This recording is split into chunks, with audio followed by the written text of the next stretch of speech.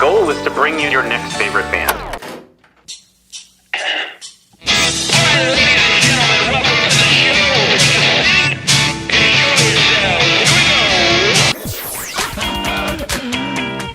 Sweet, that intro is my new favorite band. That's phenomenal. I'm so excited to be on. Yeah. I heard a rumor that you might be able to play that song live today. You heard correctly. Yes. Excellent. So, good enough for rock. I don't know when I rock out here on your next favorite band show. And listen, it's going to be everybody's favorite band. Phil, you weren't supposed to make me get all... God almighty, but this Phil. is why we do it. Like, seriously. I gotta gather myself. All right, go ahead. Okay. Welcome to your next favorite band. That's both the show title and our promise to you. We here at Stereophilia Studio are tireless in our pursuit of finding incredible, genre-defiant artists who are either a hot up-and-coming band or a group that has been delivering for years but have flown under the radar. Tonight, we have music you can dance to and lyrics that'll make you think. In Philadelphia, alt rock synth-pop from TIOGA. Each month, we will bring you live streams, audio podcasts, and perhaps even a live concert where you can listen to the stories and hear the music of artists personally curated by us based on what we feel will be worthy of your time. Be sure to subscribe and tune in to each episode because the possibilities are endless and you never know who will be your next favorite band. Hello, everybody. Welcome to the show. I am your host, Philip Reese, and you are listening to your next favorite band. Come on in. Water's fine. Show's about to begin. There's a bunch of different ways you can end that sentence. This is going to be a great one. It's a pre-recorded one, and that means we were able to do some fun editing and bring in some nice sound to kind of highlight different things that we were talking about. A couple different angles involved, trying to make the production value today with TIOGA. We were lucky enough to pull the whole band together. They were up here doing a spot at the local news station with Bo Colt now over at WFMZ and promoting their brand new album that's coming out. So was able to coordinate to have the whole band on, which was just added such a nice flavor to be able to get each person's perspectives on the band journey and this upcoming music that's about to be released. We are on the precipice. The release show is this coming Friday. We're 2 days away. So I'm live right now, but the recording, which I'll start in a few, is pre-recorded. But I'll be here, so if you want to kind of chat in some commentary or stuff, we'd love to hear from you. Before we get to all of that, I kind of wanted to just take a moment to encourage people to, we often put out a shout out to say, subscribe to the show, whether it's on YouTube or podcast, follow us on social media, give us a rate and a review if you can. And that's obviously to help us, to kind of extend the reach of the show. That would all be supremely appreciated. But the other reason why I'm sharing it with you right now is there's some incredible artists that are on the horizon here that we're going to be interviewing, and I can't believe some of them, to be honest. Some of it is pure luck. Some of it is just, actually, I guess all of it is luck. Some of it is the luck of just simply the right timing of things. Some of it was the luck of what Music Fest brings, and then people just being generous with their time and their talent that they agreed to come on this show. So lots of great stuff coming up. And then there's another kind of batch of art. So there's a bunch of Music Fest booked interviews. There's some that have to do with some other events that are in the area, like Philly Music Fest or the different elements of things like that. And then there was just a really nice pitch from one of the public relations firms that were connected to an artist we had on that were like, hey, we liked the episode. Here's some other people that we're currently working with. If you let us know if you want any of those. So I listened to the music. A bunch of them jumped out. Some I knew already. And I was like, yeah, let's try and do some of these. So there's a good line of those as well. So I'm really excited with kind of what's coming together here. We're very well kind of the cupboards are nice and stocked up through November. So I would recommend subscribing because there's some dynamite bands and artists and musicians coming up with what will for sure be some great stories and obviously some killer music. And then the other thing is we're going to be announcing Winter Wonder Jam soon. And then that's kind of like our season. So like Winter Wonder Jam is going to be on Saturday, September 6th. That's here in Bethlehem. The live show is on the Saturday, September 6th. But we always, the Tuesday prior to these live events, we always do like a pre-show, a preview show of things. So I believe that's December 2nd is the Tuesday prior. That'll be our kind of like pre-jam where we'll have a lot of great like seasonal music from people who've been on the show before, some nice well wishes of many of the different guests and some other surprises as well. Listen to the Dissonance is February Friday the 27th. So we're already kind of scheduled for that one. That's rounding into shape. There's already 2 fully confirmed and 2 that are getting back to me. So that lineup is almost complete. And then we are scheduled for the No Planet B Jamboree is Saturday, April the 18th. So lots of great stuff coming together. And so like we always have the shows December, February, and April. And then that kind of leads us right back into, the festival season. So hopefully we can carry some of the winter side of things, with obviously the show each week, but then also some of the live events. And so like I said, just we ask that you subscribe, like, and follow, rate and review, and just enjoy the ride. And then if you have any recommendations, we say this kind of at the end during the credits, but want to mention it here. If you have any recommendations on who should be our next favorite band, comment it in the chat or send us an email or drop a kind of message into our social media direct message. And would love to take a listen. Or if you're a musician that is interested, drop us your music and we'll give it a good listen. We'd love to do that. We love to be connected with things. But let's listen to our sponsor here, BetterHelp, and then we'll get into the various elements of the interview with TIOGA. Hey, music lovers. Before we dive into today's episode, I want to tell you about our sponsor, BetterHelp. More and more mental health topics of depression, anxiety, addiction, and more are coming up in our interviews with artists and musicians who are brave enough to share them and the music that came out of the journey. Those songs may even help us feel a little bit less alone as we work through the same struggles, but at the end of the day, we need more than just a great song. We need therapy, and that's where BetterHelp can assist. BetterHelp connects you with a therapist who can help you find your path. Instead of being stuck in the endless loop of questioning yourself, you can talk through questions, concerns, with someone who's trained to help you find real answers. As you know, our Listen to the Dissonance shows help to create a safe space for vulnerable conversations, but not everywhere can feel that way. Since BetterHelp is accessed via their app, you can explore your options and conduct your sessions in the comfort of your own home or wherever you feel is best for you. After you download the app, you'll get started by filling out a questionnaire and get matched with a therapist in as little as a couple of days. And if that's not feeling right, you can easily switch to a different therapist at any time at no extra cost. They carefully make sure the therapists on the platform are well qualified and their customer support team is there to help you with any questions. With over 7,000 reviews and a 4.5 rating on Trustpilot, BetterHelp is a platform that you can trust. We at Your Next Favorite Band believe in breaking the stigma around mental health, and going to therapy is a sign of strength, not weakness. And with BetterHelp, it's easier than ever to take that first step towards feeling better. Click the link here or go to betterhelp.com/nextfaveband and you'll get 10% off your first month of therapy. That's betterhelp.com/nextfaveband. It's okay to ask for help. Contact BetterHelp today.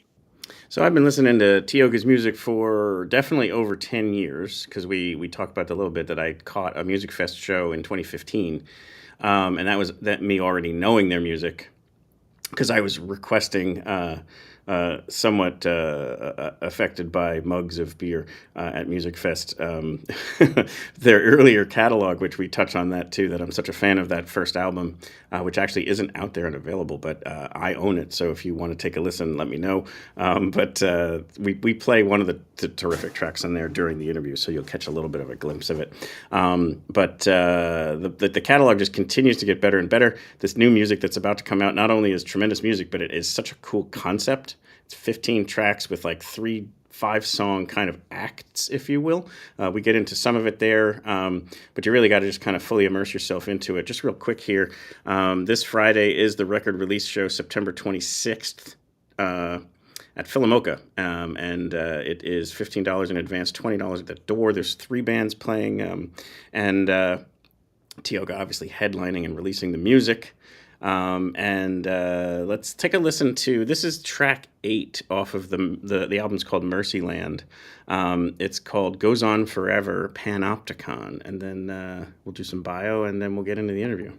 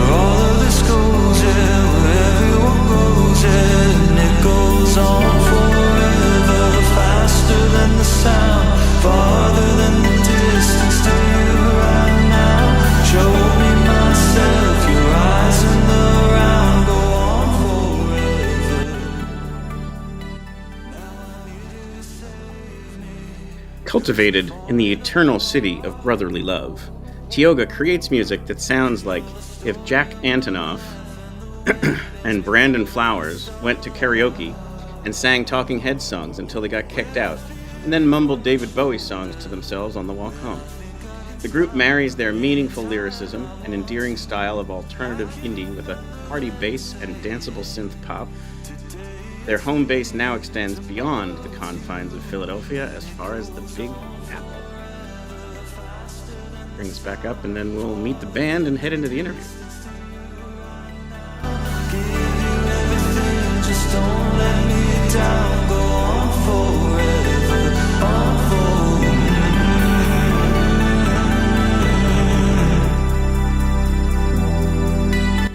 Okay, time to meet Greg, Austin, Derrick, and Henri.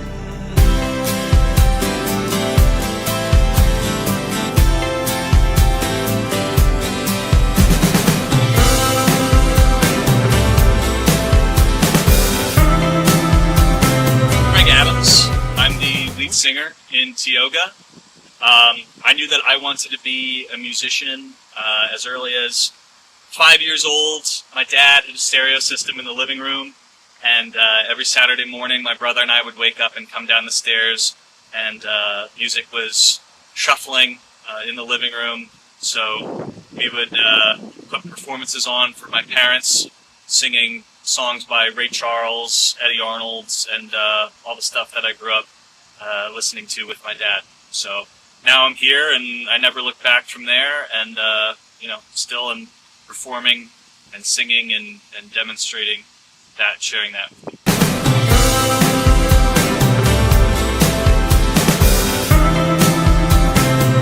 Hey, I am Austin. I play bass in the band TIOGA.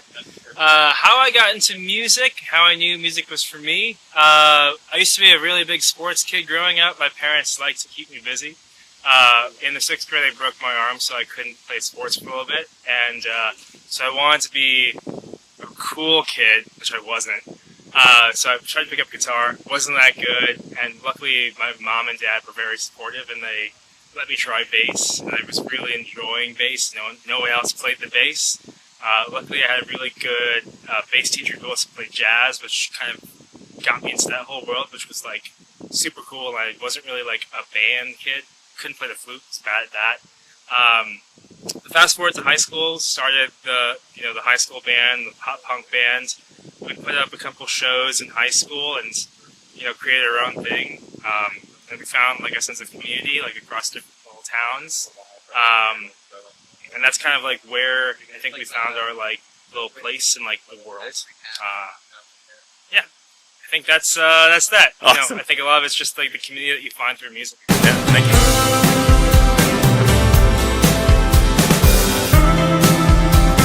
Hi, I'm Derrick Dieso. I play guitar in the band. How I knew I was in love with music. I had picked up a guitar in the 8th grade because a friend said he wanted to start a band. Neither of us had ever played instruments, but my dad had an Epiphone Les Paul in the attic. Picked it up, learned it. That band never did anything. Fast forward a year, created my first ever band, kind of started by learning these pop-punk covers, and we were excited by what we were doing in the basement, but it didn't hit me that it was something that you could really do until seeing this local band to the Quakertown, Bucks County area, Hiccup Helen, over a decade ago now, playing just a local community event and seeing that it doesn't have to be this big thing that you're seeing on MTV or these big massive tours for the bands that I liked at the time. It could be as simple as the community around you. And that's the first rung of a ladder that I've been on for over a decade now.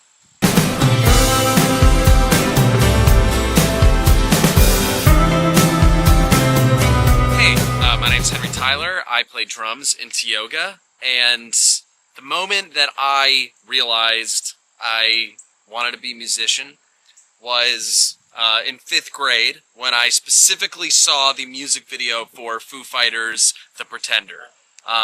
Watching that giant red wall behind them explode and the sort of anger and energy that that video had was a total contrast to me being around my brother learning how to play piano a couple years before me, and I wasn't really given music by my parents. I was sort of on my own to find out what I liked, and their tastes were not really impressed upon me as a young kid. So that was kind of when I realized I wanted to play guitar, and I kind of started doing that at a young age, and it's kind of funny that I ended up playing drums in TIOGA, as Dave Grohl was sort of one of my really early music inspirations, and as, he sort of did both of those things. I didn't plan it that way, but here I am.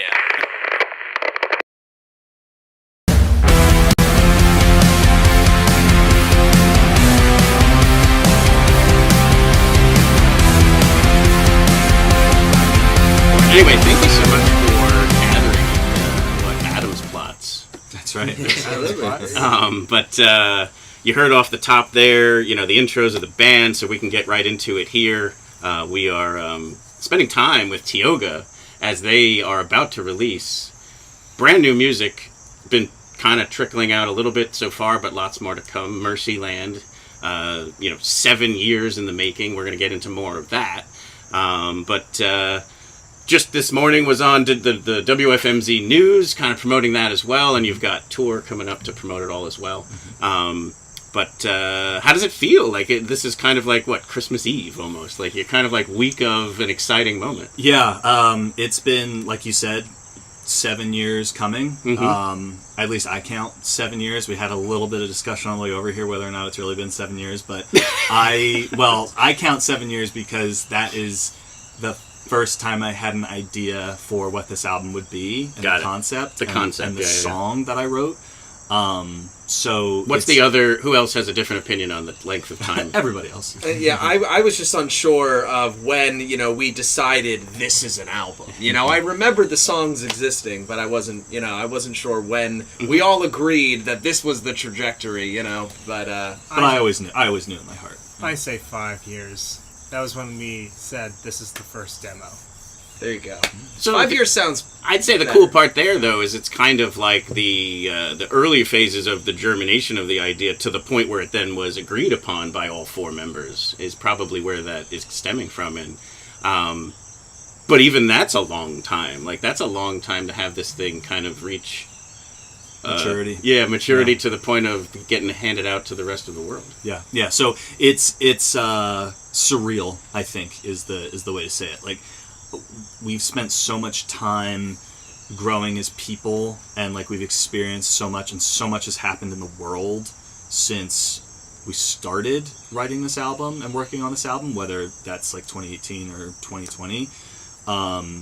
And so I'm kind of, I'm like a totally different person than the person that I was. Sure, when I children, started. Married, house. There's tons of different things that can start to make the meaning of a song suddenly go in another direction. The poetry of it. Yeah, it's like a quarter of my life-ish has been spent working on this album, and it's out. No pressure. It's out this month. So. But let's stick a pin in Mercyland for a moment, and let's kind of go back. Let's go back to where, TIOGA starts to become a thing. Like where did that start? Who were the first people to connect, and then like kind of build it up like a Lego set? Derrick can tell. I usually tell the story, but Derrick can tell the story. Yeah, it goes way back. Me and Austin were living together with some friends. We all met at Drexel University down in Philly. Austin and I had been in bands before. We had just ended one, and we're kind of open to the idea of what a next project might be. Sure. At the same time, just being involved in the scene, I'm helping book shows at different house venues. Oh, neat. Philly has a great house concert fantastic scene. And so I'm booking shows specifically at Temple University. And Greg hits me up. We had met through a mutual friend at Drexel just in math class? Or through his math class. Mm-hmm. And he says, hey, I've seen your booking shows. Like, I'd played through high school. Mm-hmm. I want to get back into it. Can you put me on a bill? And I was like, yeah. Do you have anything to kind of show me? He goes, well, here's some videos from high school. And I have some ideas of some stuff. And I'll play some songs. And I was like, sure, why not? Throw them on a show. And so Greg comes in and just wows the audience at this grungy basement show in Temple.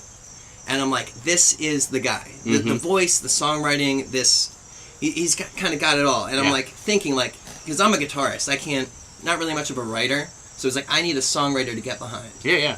And Greg was my guy. So we pull him in. Well, 1 second. Wasn't it that he was going to come and play covers, and 2 days before you told him it had to be originals? Yeah. You got the full details. I thought he did a cover of Landslide. I did, because in the basement. My set was 5 songs, and I said to Derrick at the time, I was like, well, I haven't written any music, and so I was thinking about doing covers, and he was like, no, you're not. No, you're not. That's not how. So I wrote Veto. Yeah. I wrote 3 or 4 songs in 2 days to be ready to perform. So I mean that was really cool in itself. I don't think I've ever. Are any of those still around? No, no. Literally, those songs got performed once, and yet it still lit a fire. Yeah. Oh yeah. Those songs got performed once, and we never did them as a band. Well, I think it was really the Landslide cover. People back to the cover song. Yeah. But yeah, so I bring Greg to the shared apartment that Austin and I had, and we're tinkering around, playing with some ideas, and Austin's there, and it's like, why not pull Austin in? We need a bassist. And he was wowed, I think, by what he heard in the living room. I'll let you speak your piece. Yeah. You got your memory. Yeah, I mean... Going through the Rolodex. Yeah, it's it's a fuzzy memory. Mm-hmm. College is a fuzzy memory. For other reasons. But, no, I remember hearing Greg's voice for the first time, and I remember there was this one idea, Tigers, at the time. If we can see a shirt. Yeah, I'm repping. There was one idea, and that ended up being one of the first songs that we put out. But it was at the time, the music that Derrick and I had put out was very emo, pop punk, grungy, like that's a rock, jambalaya. You know? Yeah. And I think just by the music that we were listening to at the time, we were looking to expand and look at how music could be made differently. And Greg, I think, comes from a very different background musically, and I think it was very exciting to hear that first voice memo, that first demo he did in GarageBand with us, and what later moved over to Logic. And we were sending back ideas back and forth, and then when we sat down together and we did that, I remember just being hey, Greg's gone for a weekend, let's screw this up. And I remember that. And we added that whole pre-chorus bridge situation. And I hated it. Yeah, Greg and it's one of my favorite songs we ever did. I love it now. Yeah, but I remember Greg came back. He was like, "What did you do to this?" It's for the listeners. It's it's a pretty straightforward tune, but then there's a little disco bridge in right before as a pre-chorus basically, which is a goofy spot to put a disco bridge at all in a song that is admittedly not a disco tune. I'll bring it in just to give people that clip of what it sounded.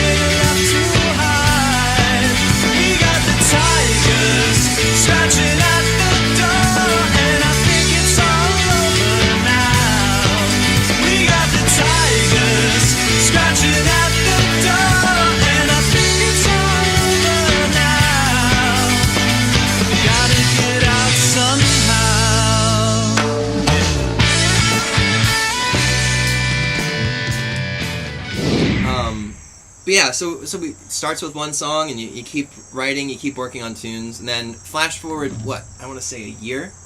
So the band at that point is the three of us, bass, guitar, vocals, and guitar. No drummer. No drummer. For live shows, we would bring in just like a hired gun or like anybody from any other band. Like so there was drums, it just wasn't a permanent it was like member. a different person every show, basically. And so we had, we're toggling through drummers, whoever's available, whoever's interested. Can I pause there for a second? Because I always like to kind of touch on these things. How does that affect the revenue side of it? Because obviously that person has to get paid a certain amount. We made no money. Yeah, because I just always like to give people a little bit about that kind of like. The drummer did. That's what I mean. It's like you hire somebody, they walk away with money, and you all might not. Especially starting out when when the shows aren't pulling in. Yeah, but it was about having fun and sure.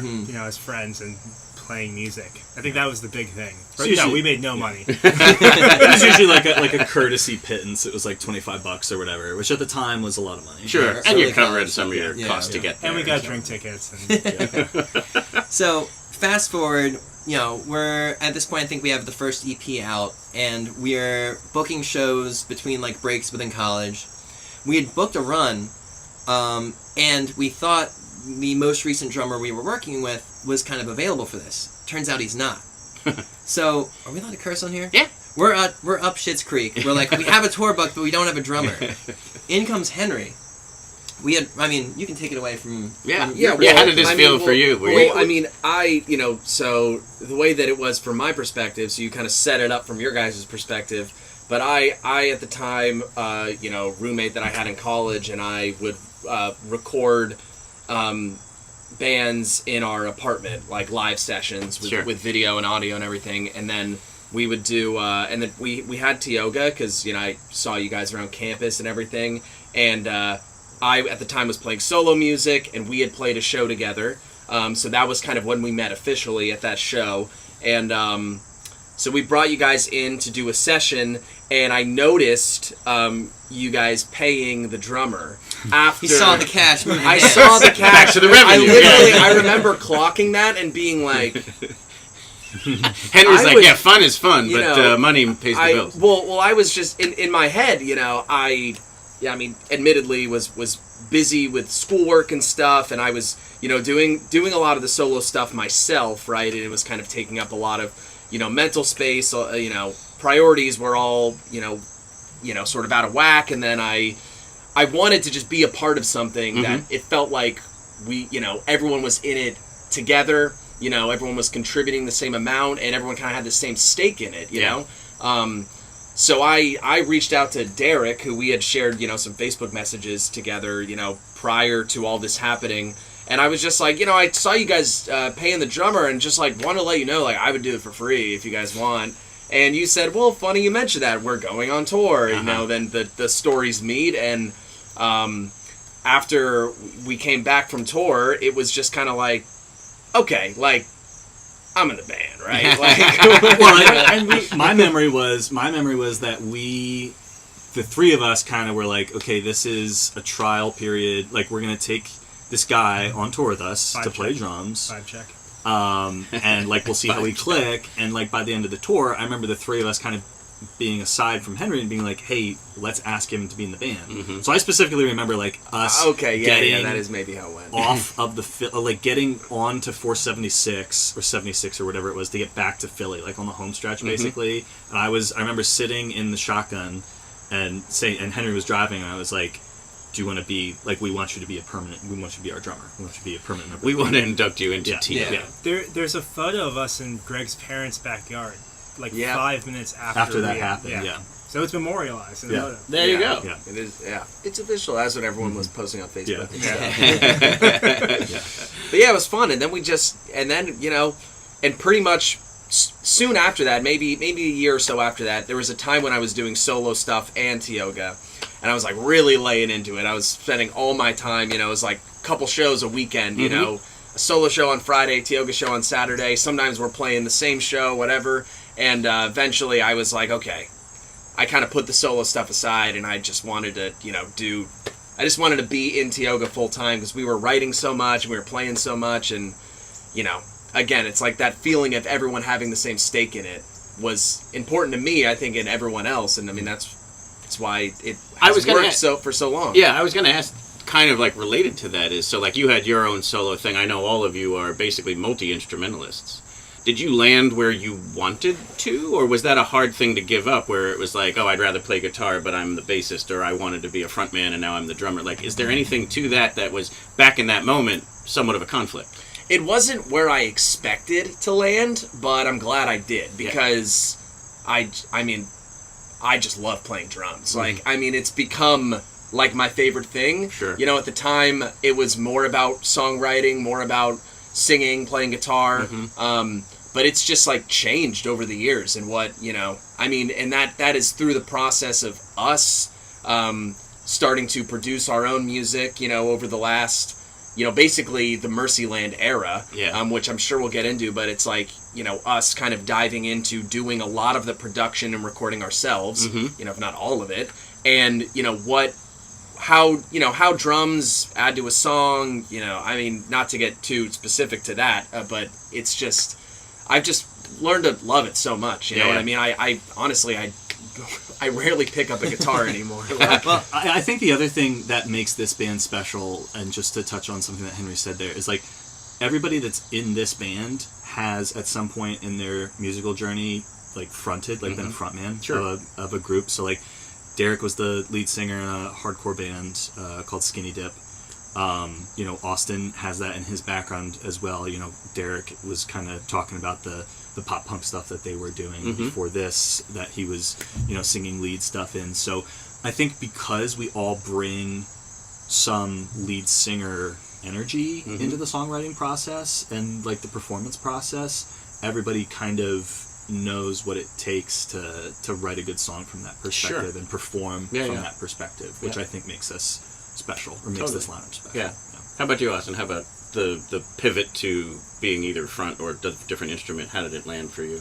I mean, I've been a bass player through and through, and I think that mentality has always transferred through all of the musical projects I've been part of. I think that like being a supporting role in any project that you do is going to be important. And I think that to Greg's point of all of us having that shared experience of being a front person makes us have that understanding of like, this is where it makes sense to have a solo. This is where it makes sense to have a harmony. This is where it makes sense to have a vocal stack. This is where it makes sense to have a really cool drum fill. This is where it makes sense to have a really cool bass fill. This is where it makes sense to leave space. I think having that that songwriter background, having that production mind, all of those things allows us to be able to talk to each other and give each other the space and the shared like understanding of like, this is what I mean, or this is what you mean, and I get it. Yeah.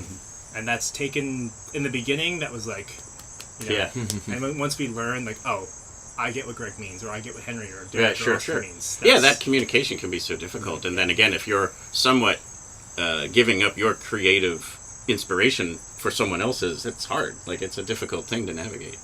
Do you ever change instruments when you're like practicing? We have before.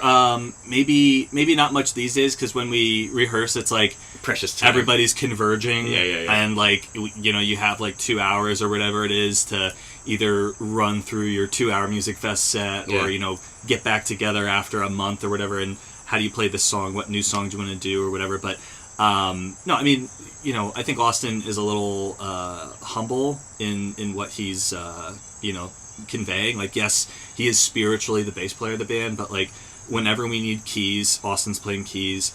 Austin played guitar this morning on WFMZ, and he's going to play guitar on this program. Sure. Or he has already, depending on when you're watching this. Depending on how I edit it all together. Austin drums, so, you know, it's like we're very interchangeable. I like to think that I'm the least musically talented in this band, and I mean that like between the three other guys, like all the instruments that they play and all the things that they're competent in, it really just gives me the freedom to kind of just go deep on one thing, and that one thing just being like vocal performance and songwriting, and then like I can play cowboy chords to like get through our live stuff, or like, you know, put together the beginning of a production.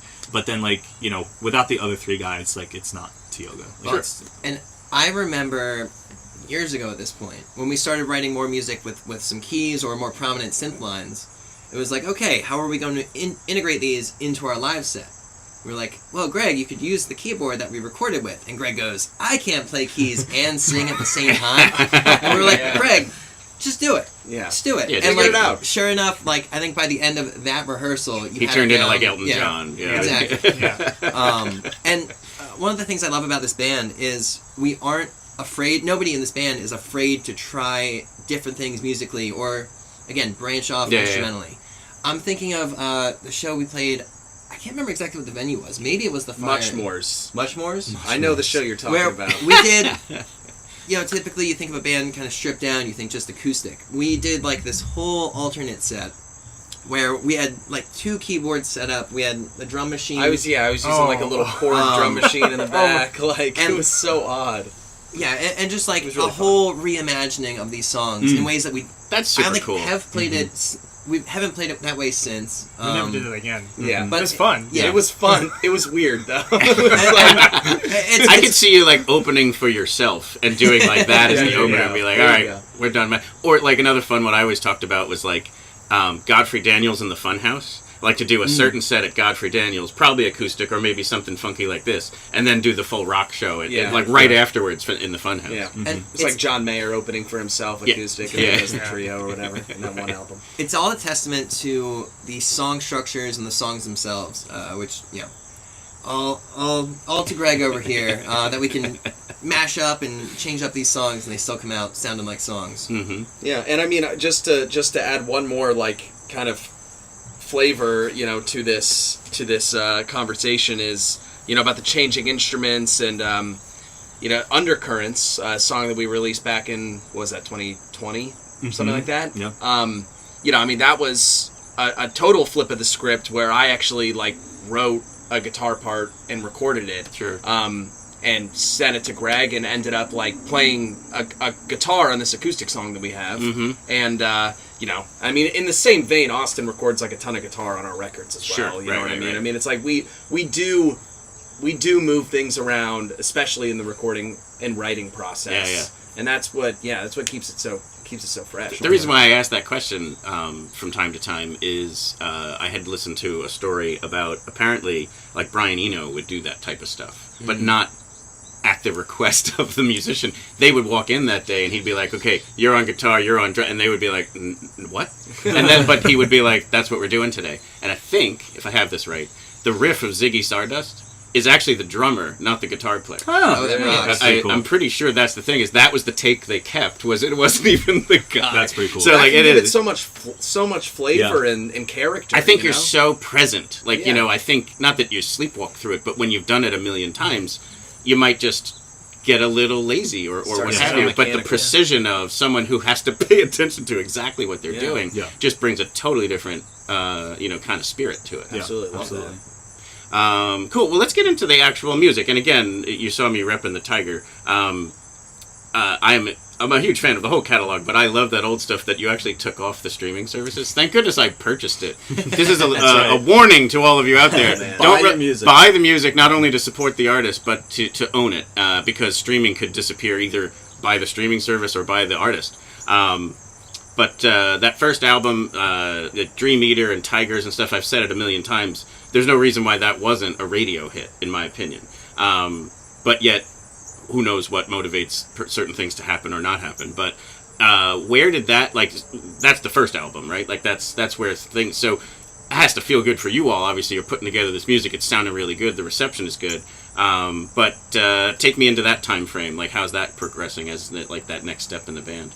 Yeah, so those were our first 2 EPs that aren't on streaming anymore. But that first EP was kind of like us finding out and figuring out what our sound was going to be. And I'd like to think that we're still doing that. And I think Mercyland shows that we are, experimenting with a lot of styles and a lot I of have some references. commentary on that, and I was going to save it for later, but we'll come back to that point. Yeah, but that first EP, there's a experimental post-rock song that has 30 seconds of weird drum hits at the end. There's a country song on that EP, and then the 2 songs that you mentioned that you like, which are kind of new wavy, poppy, indie pop. But yeah, so those 2 EPs that we put out kind of led us up to our first album that's still on streaming, which is called Lodestar. So that's songs like Young Man Now, New States, Marcus, Don't Ask Me to Dance. Those are kind of the apex of our college career, I'd say. And that album took a little bit to work on too. I think that might have been a 2-year effort. But I think that the other thing that we've tried to do this entire time, and especially between Lodestar, which was our first official 10-track or 12-track, or however long that album is, 10-track, 11-track. I split the difference. Subtle. I was on the other side of the error bars there. But so between Lodestar and this album, it's not like we've been quiet. We've put out pretty much a song or 2 every year. We've just done singles all the way up. So we're really hitting a bolus of a lot of pent-up artistic expression. Sure. In September, it's kind of just going to be here's an hour plus or 70 minutes or however long the runtime is. It's a 15-track, sprawling, behemoth of a record. So. Yeah, and if I could, so this is what I kind of wanted to share, and none of this is meant to sound negative. Yeah, it is more I think where the sound has traveled over time. The first stuff that I truly love is I feel like it was this outpouring of you all as musicians writing stuff of what you listened to. Then it made my impression that next wave of where it's Bad Things and Imaginary Friend and Undercurrents felt a little bit more like a rollback to 80s Depeche Mode, Morrissey type sound.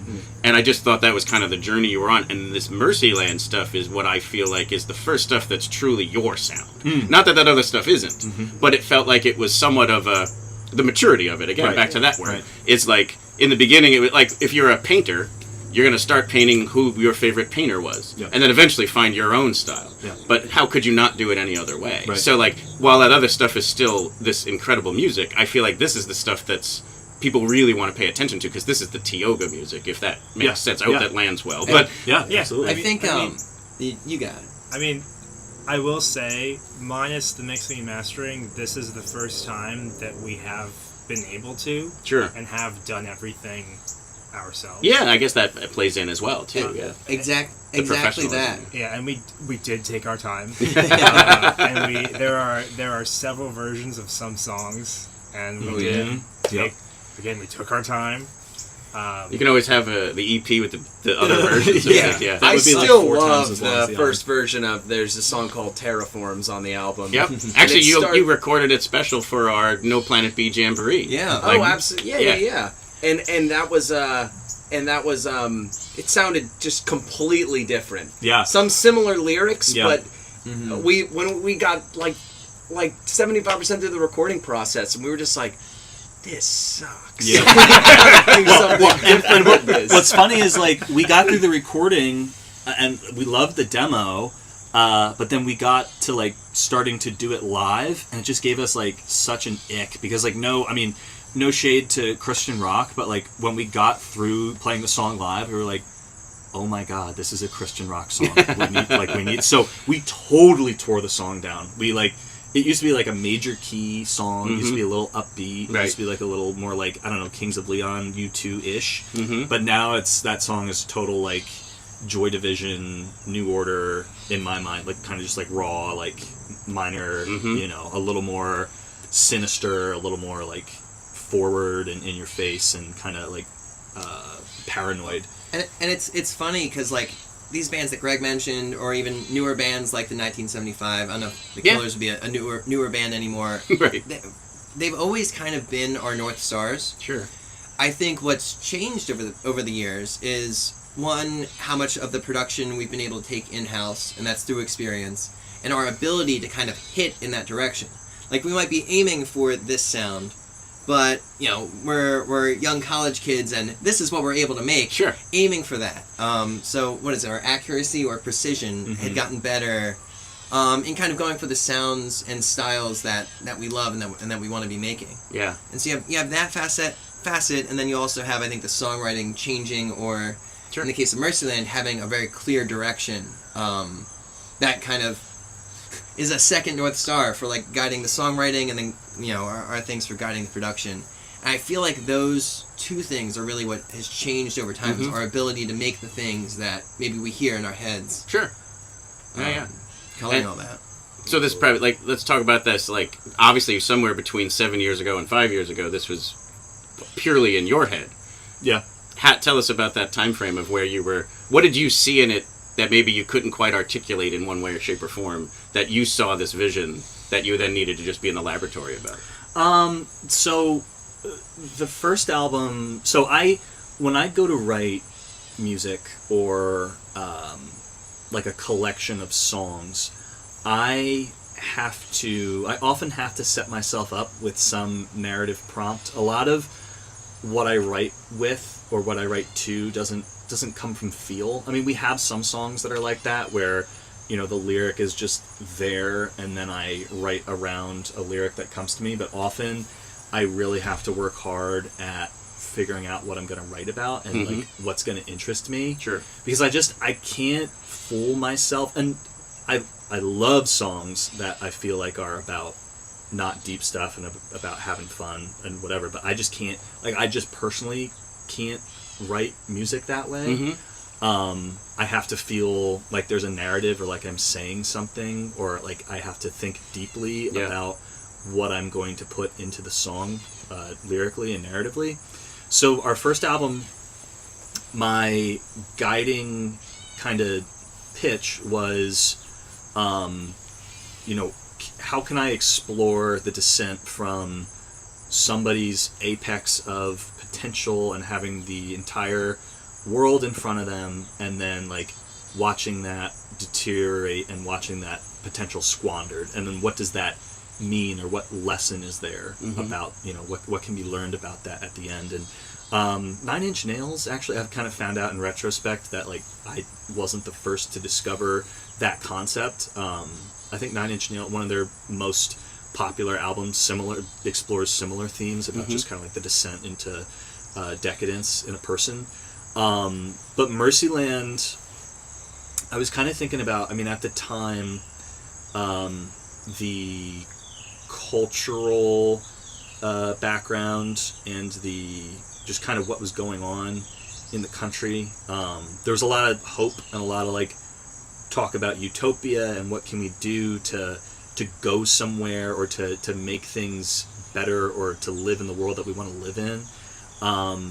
And so the narrative that I took in my head was, okay, if fallible human beings could start from zero and create whatever perfect world they wanted from the ground up, and we had what we're saying we can achieve, what would happen? What would that look like?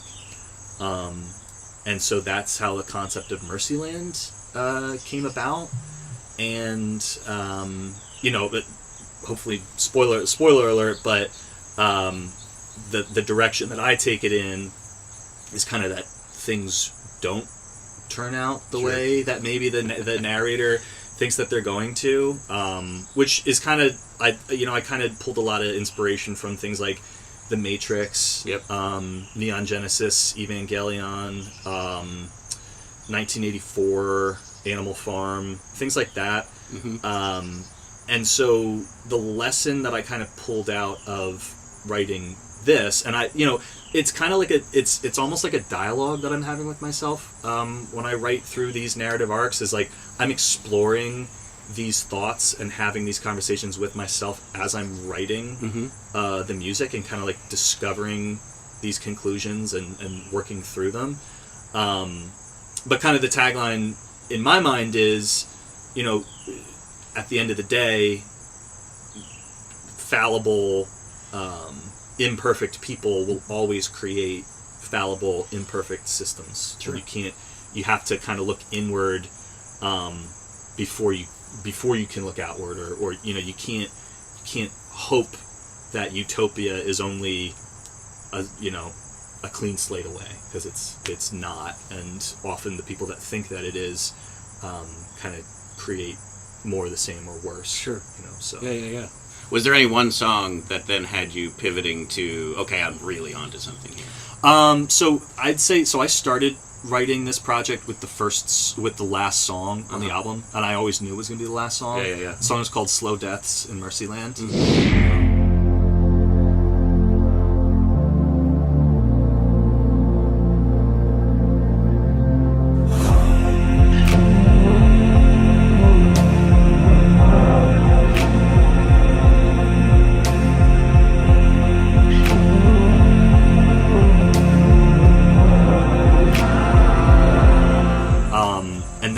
Song is kind of somebody exploring, kind of like picking up the pieces of this project that's gone awry. So you started at the end? Yes. Interesting. Yeah, and then I kind of worked backwards from there. You spoiled it for yourself. And actually, like, I narratively, Slow Deaths is kind of like a post-log. It's kind of like somebody kind of doing an autopsy on like what went wrong, or how did things used to be, or why? What are the consequences of surrendering what makes us human, or surrendering control, or surrendering our ability to be imperfect and live in imperfection.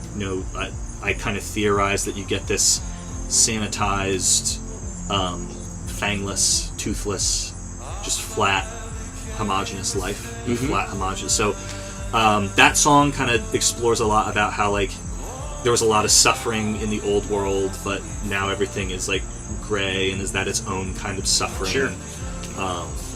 But if you don't want to explore all that stuff, like we said in some of our other interviews, like, that's why we also try to write just sonically interesting things. Sure. So that if you don't want to I think you've said it's dancey music with lyrics that make you think. Yeah. Well, I mean, all this, all that being said, right, to sort of think about it from just like the creation perspective of us just like in the room kind of making this stuff, because Slow Deaths was pretty much, it is a 95% Greg song, which is, not to, give anything away there, but what you hear on the album is really, really close to what we heard back in, 2019, when you had written that song? In your living room. Yeah, in my, so, like, I don't know, 3 or 4, like, houses or apartments ago, right?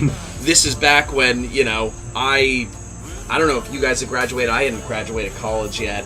I was in college for a couple extra years into the long program. But regardless, we're hanging out. You're an eternal learner. I mean, it makes me, it makes me think of the time after Lodestar. You know, I mean, we talked about the first couple EPs, which I actually wasn't a part of, and then we talked about Lodestar, but there was this like space in between Lodestar and what we know as now sort of the Mercyland writing era, where we were just churning out, you know, demo after demo, like idea after idea, so many ideas left on the cutting room floor. Sure. And it's like I wish we could like play some of those on a laptop right now, because like some of them were so fun and so different. Yep. And it was like we were like looking for that anchor. Like we were looking for like what is going to be the thing that brings us into the next song. You know, for Greg, you know, it's the idea, it's a concept, and for, you know, the lot of us, it's like sort of, it's the sonic space and like the kind of music that we're making. And I remember sitting in the living room hearing Slow Deaths after, like, we were going through, you know, song after song on the laptop, like, what have we made? Like, is any of this stuff good? Like, should we, you know, what are we going to move forward with? And we just like locked in on Slow Deaths, and we were like, this is gonna be the album. Like, this is where we're gonna start. And yeah, I mean, starting from the end, we knew that was gonna be the last song from the beginning, right? And it's like, you know, there was so much, oh my god, so much writing to be done from that point. Yes. But it was like, that was the moment, you know, that we were like, all right. And it's funny because, you know, again, it wasn't even a thing that we were all like really a part of. But you know, it's just one of those, you know, lightning in a bottle things that Greg, you know, made, and we all just latched onto so much. Yeah. And it's like, the rest is history. Yeah. Was there a different song, Derrick or Austin, like a different place where you suddenly were 100% on board with this particular concept? I feel like my memory is blurry on like as the songs slowly became album tracks or they were just demos floating around. I think for me, like what's standing out right now is Divine No Pain.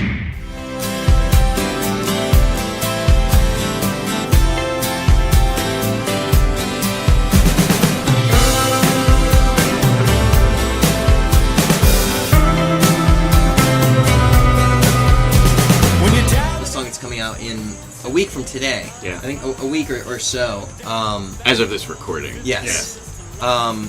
And like I was just so excited by what Greg was outputting from a writing perspective. Like, oh, we can build these songs around this. We can explore these different sounds and like build onto these. And just being excited by the narrative that was being woven in front of us. You know what I mean? Yep. So it's hard to pinpoint exact moments. Divine No Pain Motel, for me, stands out as like a moment of like, this is something that's, you know, we're powering into. Because it was so unique. Yes. Anything else, I mean, that song specifically, and then I will bring it back, I promise. That song, I think, for me, is very special because it was started by me. I think it does encompass a lot of the spirit of that album.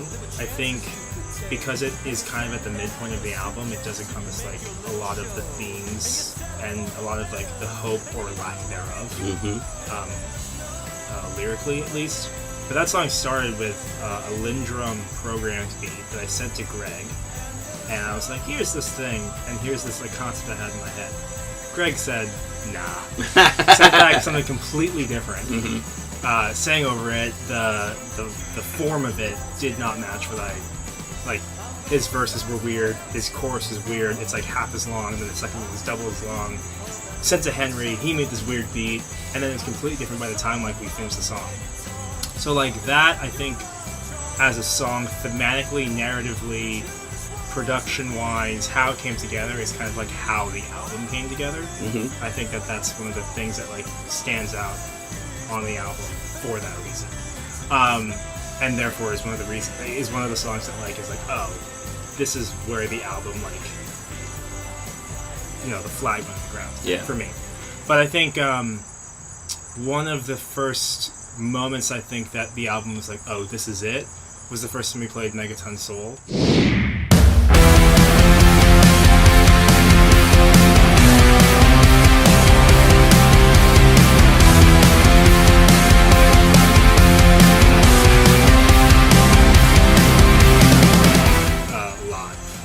Because that was the first time it kind of felt real of like, oh, we're teasing the album. Mind you, the album wouldn't come out for another 4 years. And we were like, this is going to be a single.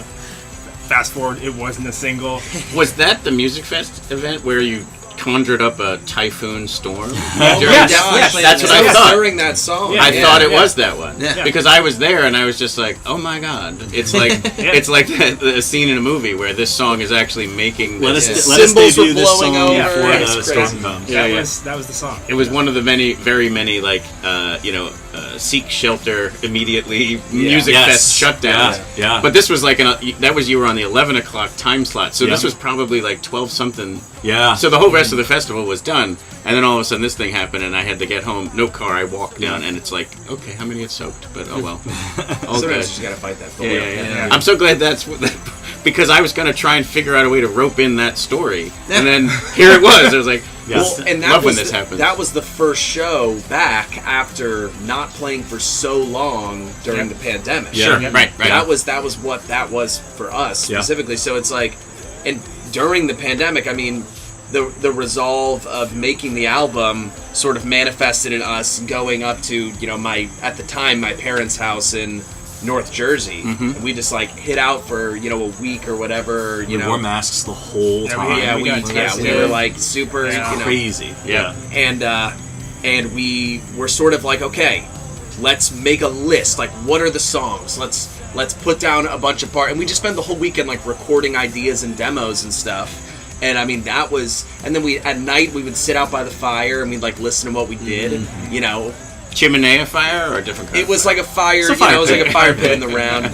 We would take our masks off. We were outside. We were spaced We out. were distanced. We were distanced, but it was the fire was going to burn the germs anyway. No, I mean that was early days enough where like it was- feels silly now, knowing what we know about the pandemic, but like back then it was serious. Oh, yeah, like absolutely. we were. People were still dying. Yeah. I mean, people are still dying. Yeah. Right. Yeah. Yeah. But yeah, we took it really seriously, and there's a video somewhere. I'm sure it's on a hard drive somewhere, but it's us doing the first version of the Mercyland intro on piano, pretty much all wearing masks. Oh yeah. Yeah. Well, and it did make kind of getting this album moving. Like you talk 5-7 years. I mean, as with everything, it slowed things down. It ground many things to a halt. But I also think on the other side of it, working on this record, having something to kind of put that mental energy into remotely was something that I think really propelled us through the pandemic. Mm-hmm. It's like, you can sit and sulk, and I think we all did our fair share of that. Yeah. But also, like, having something to focus on and toil at and send ideas back and forth over the internet was something that really made it bearable. Yep, totally. We're getting lovely background sounds. There was a really annoying bird for a little while there. Now we've got a plane flying overhead. But that's the beauty of this. We're also getting some awesome stuff, too. Mm-hmm. But what's the thing you're most looking forward to as this gets out there? Or sad about? Because sometimes there's this, I'm not yet ready to have somebody else listen to this. I don't know if that's what delayed things No or not, sadness. Yeah, no, we Oh are. my God. So that is another question. So let's ask that one first.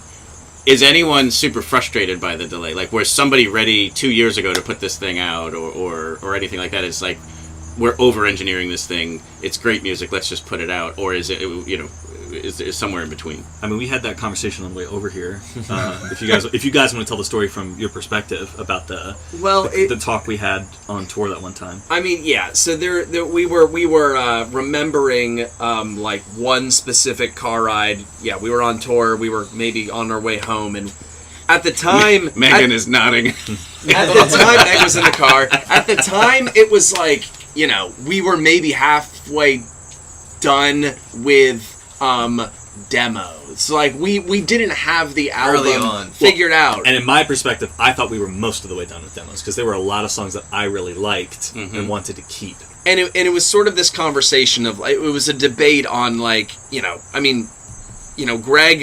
really wanted it to be this 15-song album, right? And that was the concept that he was so attached to.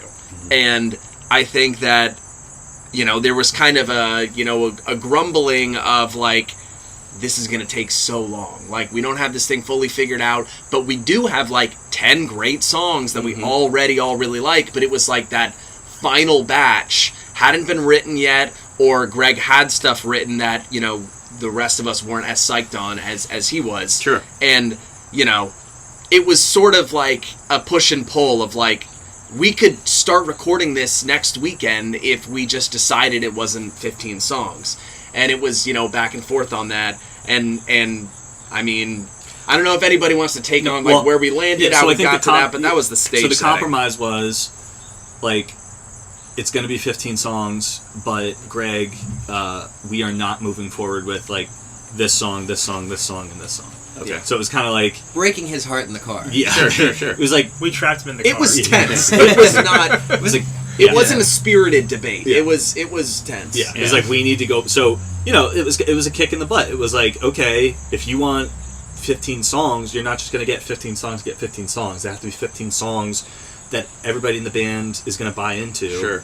Like, we're not going to take a half measure. Yeah. And like, Greg can't be the only one who likes this song or sees the potential in this song. So it really kind of forced me and us to kind of redouble our efforts and credit to these guys that they kind of had faith in me that vision was worth pursuing because the 15 songs that we ended up with I think are so strong, and like in my opinion, I don't think there are any skippable songs on our album. I think any one of them could be singles. Now, I think maybe everybody says that about their album, especially when you spend 7 years on it, but this album is a distillation of so much creative energy over such a long period of time for us. Like, every song was hard fought. Like, nothing is there because it has to be there because we have an obligation to have something there. Yeah. Everything on the track list from 1 to 15 earned its spot, and there's a narrative reason it's there, and there's a sonic reason it's there, and we're all bought in.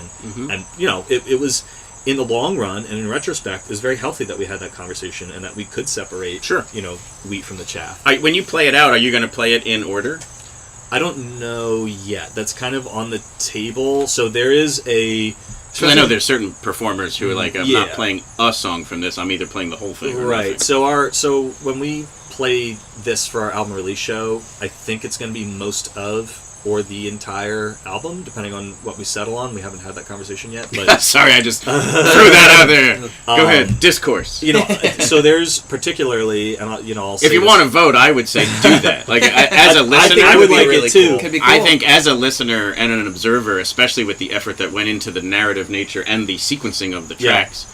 To me, I would want to hear it in the way that you engineered it to be. Yeah. So, like, absolutely, and I think especially for a release show, I think the most important maybe part of that for this album specifically would be like the 5-song sequence at the beginning of so tracks 1 through 5, because they very deliberately all run together. Like when we wrote them, sure. The Terraforms has a deaccelerando, and then the first hit of Still Life is the last hit on Terraforms. Then you go in, and then Still Life similarly leads into Megaton, and then Megaton kind of culminates with Sun God Kiss, which is kind of just like the end. But it's really meant to be kind of just one big suite. At least those first 5 songs. And we always conceptualize the album as being 3 acts and 5 songs even.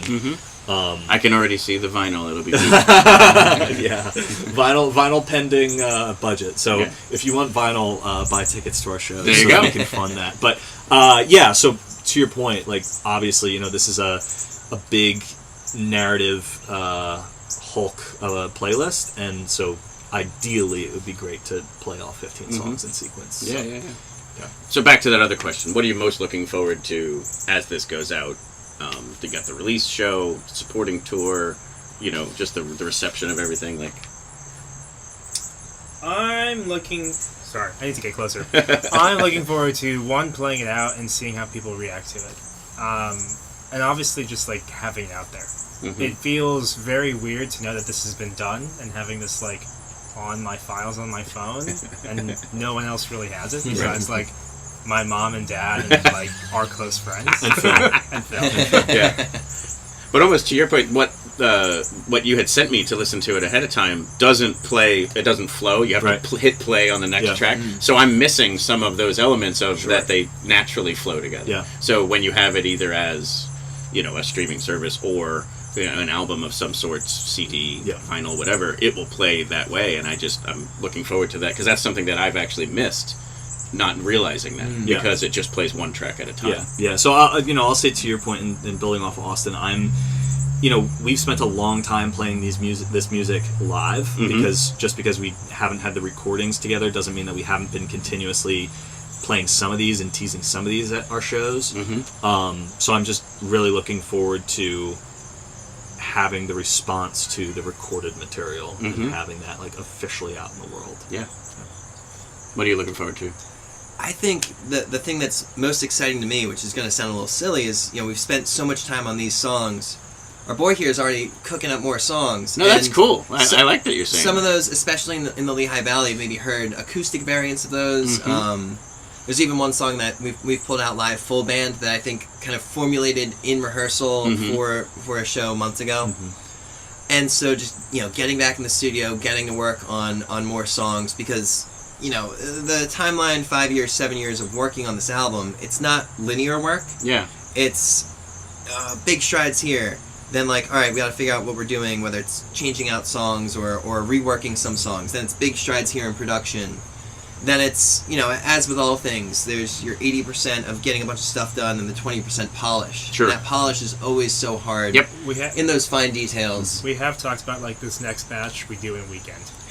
Yeah. Keep it quick. The opposite. Yes. Yeah, literally. Yeah. Yes. And so the input and the work on these songs and the studio work that we all love is in some ways so far back it's hard to even say. Sure. So getting back in the room and working on even more stuff as we roll this out is There's also just some probably mental clutter that develops where it's okay, now that that's released, I can clear that space and it might even open up some creativity. Exactly. Yeah. Absolutely. Yeah. What are you looking forward to? Honestly, you took my answer. I mean, for similar reasons, but I will tack onto it, and kind of tell, a story of the making of Mercyland and kind of what that idea, shortening the time frame of new music, how that new song that we've, been toying around with live a little bit kind of came together in rehearsal. It makes me think of, there are times in the recording of, 7 to 5 years where it starts to feel like a slog, right? You have pauses in productivity. You have moments where you are lacking direction, and you're not spending the whole time in the room excitedly writing the music. You're toiling away at the computer, and I mean, not that can't and isn't exciting a lot of the time. Sure, but it makes me think of post that previously discussed conversation in the car where we were is this going to be 10 songs? Is this going to be 15 songs? If it's going to be 15, they need to be 15 good songs, and we don't have 5 or 6 songs or whatever. You know what I mean? It's we were missing a chunk, and we spent a weekend at Derrick's house where we recorded a lot of the music, and again, just to add some flavor, a lot of these songs, they started on the computer, right? It's not like we were in the room, writing them live, right? Like the one that we were talking about, that we've been playing live a little bit now, that came together in rehearsal, whatever. However, Devil's on Call, a single that we already have put out from the album, one of our favorites from the record, that came together in a way that was so reminiscent of how we made the Lodestar, and how you guys probably made the first EP, right, where you're sitting around the room and Greg's playing the chords and singing, and we're all kind of together trying to finish the song right there. I remember writing that guitar solo together. Yeah, it's so fun. questions. Let's just make the song, and that's what the song is. Yeah. And it's this it's the same way that happened with sort of Undercurrents. It's lightning in a bottle moments that can be so special and kind of representative of, I think, what the band is all about. And every time we get together and play live in a room, we're reminded of that phenomenon of how quickly ideas can come together when we're all in the same room playing our instruments and just kind of trusting each other in that way and not drawing out the process. While the outcome of that long process is, I think, pretty extraordinary. It's, 15 super, dense and interesting songs. I'm excited to kind of get back to some of that energy. Yeah. That, feels a little bit more maybe youthful, a little bit like more, Live and in the room. Live and in the room. I mean, that's what it's about. Yeah, thank you. Live and electric. That's live and electric. Live and electric. Even though in a moment we're going to be pre-recorded and acoustic, but but any visuals? Like, so obviously a narrative has a story to tell. Are there any like visuals in the works as well? So I think we kind of shied away from like high budget, like I'll call them official music videos. But I will say we did a lot of homemade, like live performance music videos that kind of just had interesting concepts or interesting settings. Sure. So big shout out to Meg, our manager / creative director / videographer, photographer. She's over there. She had a lot of patience with us. Like if we had an idea that we wanted to execute. So all that stuff is on YouTube pretty much, or will be coming out as we continue to work on it. And yeah, so all of our singles, I think for the most part, have a fun, different, kind of interesting performance video. Nice. That we're looking forward to sharing. Cool. Yeah. Well, remind us again the release show, and then anything else to promote for the fall and winter. Yeah, so TIOGA is playing September 26th at Philomoka in Philadelphia, which is a Friday. Doors are at 7 p.m. and we're playing with two great bands that we have a lot of history with. Nice. The Medium Rare and Domini, which we have a lot. Like I said, we've been playing in Philly with them since since we were a band starting out. We have a lot of fond memories with them. So it's going to be a great time.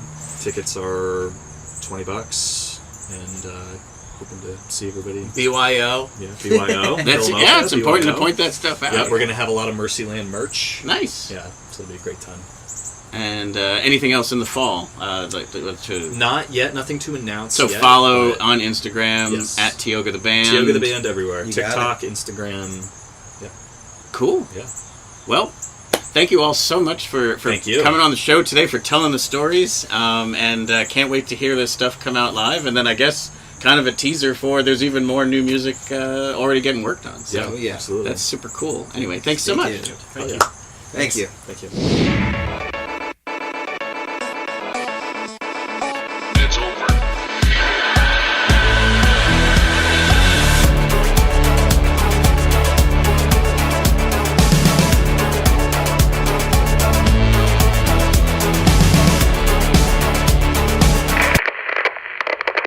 So there you have our interview with Greg, Austin, Derrick, and Henri, the boys of TIOGA. Just loved that little chat. I loved listening back to it. Just the birds chirping in the background, sometimes a plane flying overhead. But just really, again, loving the music, the vibe, the chat, the camaraderie that they all have there, this mutual respect they have for each other as musicians, as creatives. Was really kind of awesome to just be kind of in the same space with them, and how excited they are to release this music. As you heard there, somewhere between 5 and 7 years in the making, depending on who you chatted with, but still a lot poured into this, a lot of care, a lot of the intentionality of it is there, and it's just going to be such a wonderful thing to experience. And so definitely get your tickets for a TIOGA show if you can get to one, and as soon as that music comes out, give it a listen, give them a like and a follow, and it's going to be some good content coming out of them, as you heard, as far as like the releases of different videos and versions of things. And you kind of heard at the end there, they were kind enough to do basically like a 3-song acoustic set, and it sounds awesome. Not only is the audio great, but obviously having all 4 of them there. Henri played on a cajon, and then the 2 guitarists and Greg's voice. It just came out really, really sweet. And it's 3 different tracks from the upcoming release on Mercyland. We're going to release that separately, both here with the video as well as the podcast. To kind of like be a little bit of a bonus episode there, where you can kind of go catch a little mini concert with TIOGA. So like we said, give us a like, a subscribe, follow, and we have one more track too. It's actually not a song that's off of the album, but it was a more recent release. But first, we're gonna do the closing credits. All right, Phil, let's say goodbye to everybody.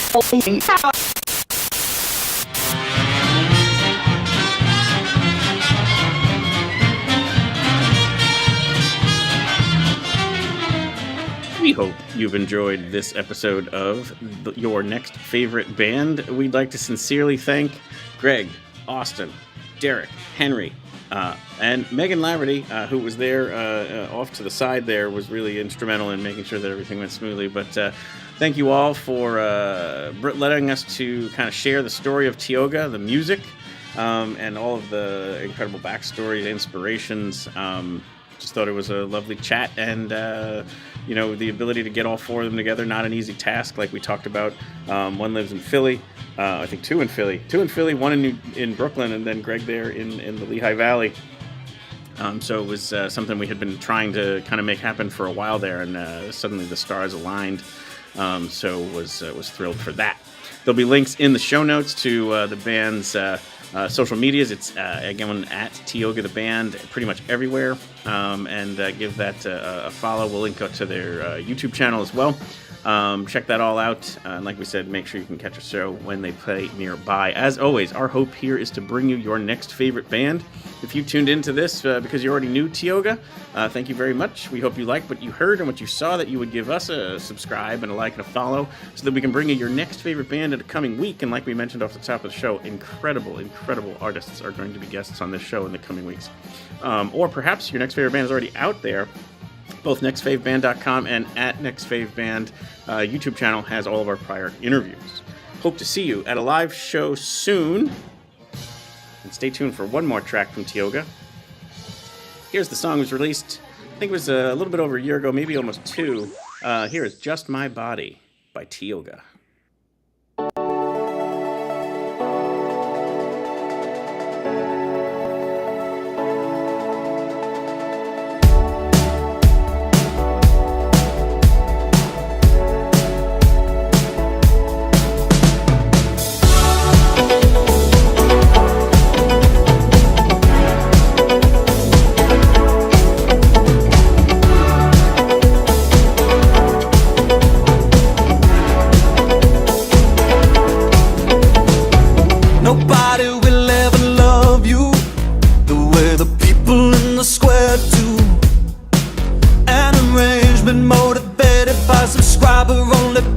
Got you making moving pictures in the bathroom, and I've been waiting all night now to say I think I've used your face before.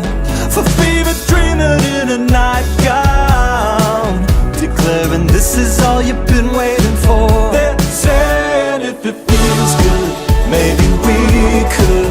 And it's just my body, just my body. If it feels good, then it feels good, and it's just my body, just my body, and it's just my body, just my body, and it's just my body, just my. I'm rolling out before the sun is up. I saw you scrolling erotica. Read the line about human connection, always professing that the current state is not enough. Well, I've been solving all my problems, so don't you ever put that evil on